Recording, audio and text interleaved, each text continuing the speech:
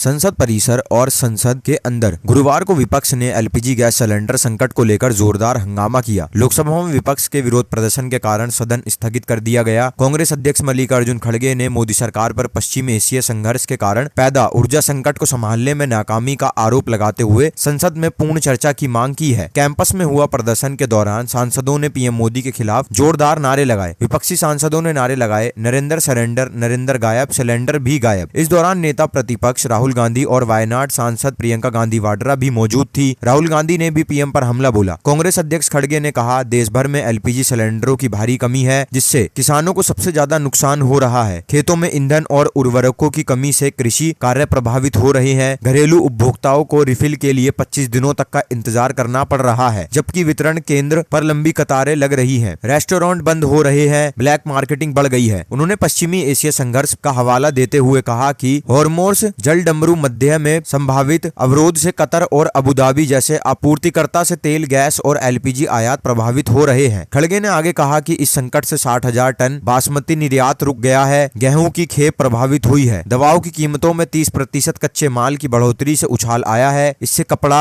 विमान ईंधन, steel, ceramic, glass, FMCG और ऑटोमोबाइल जैसे क्षेत्रों पर दबाव बढ़ा है। उन्होंने सरकार की पुरानी नीतियों जैसे नोटबंदी और कोविड प्रबंधन में असफलता की भी तुलना की। खड़गे ने आगे कहा कि इस संकट से 60,000 टन बासमती निर्यात रुक गया है। दवाओं की कीमतों में 30% कच्चे माल की बढ़ोतरी से उछाल आया है। कांग्रेस सांसद प्रियंका गांधी वाड्रा और अलका लांबा ने संसद परिसर के बाहर विरोध प्रदर्शन किया। उन्होंने बीजेपी नीतियों को महंगाई, बेरोजगारी और जनता पर बोझ का जिम्मेदार ठहराया। प्रियंका गांधी ने एलपीजी कीमतों में कमी और तेल मंत्री हरदीप सिंह पुरी के इस्तीफे की भी मांग की है। साथ ही अमेरिकी दबाव और अन्य मुद्दों को जिक्र किया। राहुल गांधी ने भी संसद परिसर में विरोध प्रदर्शन में शामिल होकर कहा, प्रधानमंत्री कहते हैं घबराने की जरूरत नहीं, लेकिन खुद घबराए हुए लगते हैं। कल सदन में उनकी कुर्सी खाली थी। विपक्ष ने राज्यसभा में वॉकआउट किया और लोकसभा में विरोध जताया, क्योंकि विदेश मंत्री एस जयशंकर के सोमवार के बयान से असंतुष्ट थे। जयशंकर ने पश्चिमी एशिया में डी एस्केलेशन संवाद क्षेत्र में 1 करोड़ भारतीयों की सुरक्षा, ऊर्जा सुरक्षा और व्यापार पर जोर दिया था। सरकार के सहयोगी जेडीयू सांसद संजय झा ने संकट को कमतर आंकते हुए प्रधानमंत्री मोदी के हवाले से कहा कि कोविड काल की तरह भारत इस युद्ध के दौरान भी संकट से उभरेगा। प्रधानमंत्री ने कहा कि कोई एलपीजी या पेट्रोल संकट नहीं है, सरकार स्थिति पर पूरी नजर रखे हुए है। विपक्ष ने बुधवार को लोकसभा स्पीकर ओम बिरला के खिलाफ हटाने का प्रस्ताव पेश किया था, जिसे 118 सांसदों के समर्थन से खारिज कर दिया गया। अमित शाह